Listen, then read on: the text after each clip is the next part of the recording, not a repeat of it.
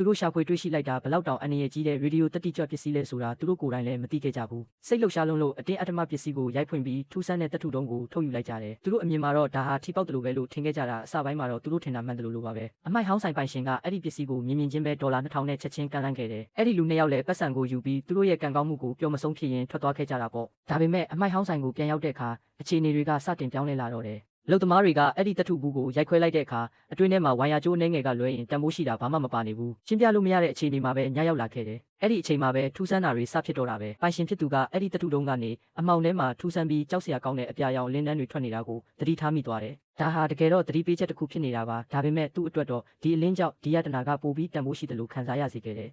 သူသတိမထားမိလိုက်တာကသူ့ရဲ့အသက်ဟာတေမင်းနဲ့နီးကပ်နေပြီဆိုတာပါပဲနောက်တနေ့မနက်သွားတိုက်နေတဲ့အချိန်မှာသူလုံးဝတတိမထားမိတဲ့ထိတ်လန့်စရာတစ်ခုဖြစ်လာတယ်။အဲ့ဒါကတော့သူ့စံပင်တွေအထွေးလိုက်ကျွတ်ထွက်လာတာပါပဲ။သူ့ဇနီးအပါဝင်မိသားစုဝင်တွေမှာလည်းယောဂလက္ခဏာတွေစပြလာပြီးဒါတောင်သူကတော့ရွှေအိုးကြီးရနေပြီလို့ပဲထင်နေတော့မယ်။ဝယ်မဲ့သူတောင်ရှာထားပြီးဒါပေမဲ့ရုတ်တရက်အဲ့ဒီတက်တူတုံးကပျောက်သွားခဲ့တယ်။သူမသိလိုက်တာကသူ့ဇနီးကအမှန်တရားကိုရိပ်မိသွားလို့ဒါကိုတိတ်တဆိတ်ဝတ်ထားလိုက်တာပါ။ဒီပစ္စည်းကတန်ဖိုးရှိတာမဟုတ်ဘူး။အန္တရာယ်ရှိတာလို့သူမသိသွားခဲ့တယ်။ဒါနဲ့ပဲသူမကအဲ့ဒီပစ္စည်းကိုကျမ်းမာရေးဌာနကိုယူသွားခဲ့တယ်။အကြောင်းစုံရှင်းပြပေးမဲ့ညွှန်ကြားရေးမှူးကလည်းဘာလို့ရမှန်းမသိတာနဲ့အဲ့ဒီတက်ထုတုံးကိုရုံးဝင်းထဲမှာပဲဒီတိုင်းချထားလိုက်တယ်။အဲ့ဒီအမျိုးသမီးအပြင်ကိုထွက်လာတဲ့ခဏမှာပဲရုတ်တရက်အထင်းကိုမရှိအန်တော့တာပါပဲ။ရေဒီယိုတက်တိကြွပစ္စည်းကတော့ရုံးဝင်းထဲမှာကြံရစ်ခဲ့တယ်။နောက်တစ်နေ့မှသူမပြန်မလာနိုင်တော့ဘူး။အခုမှညွှန်ကြားရေးမှူးကစိတ်ထဲမှာတမျိုးဖြစ်လာတယ်။သူမသိလိုက်တာကသူမဆေးရုံတက်နေရပြီဆိုတာပါပဲ။သူမရဲ့အရေးပြားတွေကဆိုးဆိုးရွားရွားပျက်စီးလောင်ကျွမ်းနေပြီးသူမတယောက်တည်းမဟုတ်ပဲဆေးရုံခန်းတစ်ခုလုံးမှာဒီလိုလက္ခဏာတွေနဲ့လူနာတွေပြည့်နေပါတယ်။ဆရာဝန်တွေကဒါဟာတာမန်မဟုတ်ဘူးဆိုတာချက်ချင်းသိလိုက်ကြပြီးနျူကလ িয়ার ယူပဗေဒပညာရှင်တယောက်ကိုအမြန်ဆုံးခေါ်လိုက်ကြတယ်။ပညာရှင်တော်မှအခြေအနေကဘလောက်အထိဆိုးရွားနေလဲဆိုတာအစပိုင်းမှာနားမလည်သေးဘူး။သူက